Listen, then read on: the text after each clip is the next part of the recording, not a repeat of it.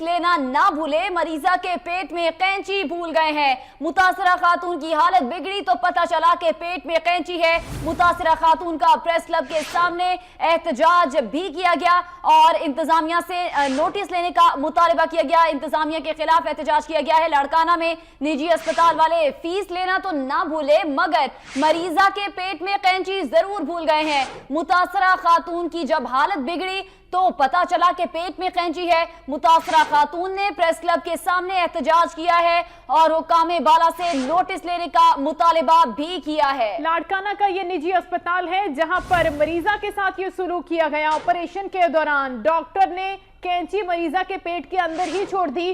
पता तब चला जब मरीजा की हालत मजीद बिगड़ी और अब ये मरीजा एहतजाज कर रही है प्रेस क्लब के सामने। इशफाक अली हमारे साथ मौजूद है, उनसे तफसीरात लेंगे। जी इशफाक।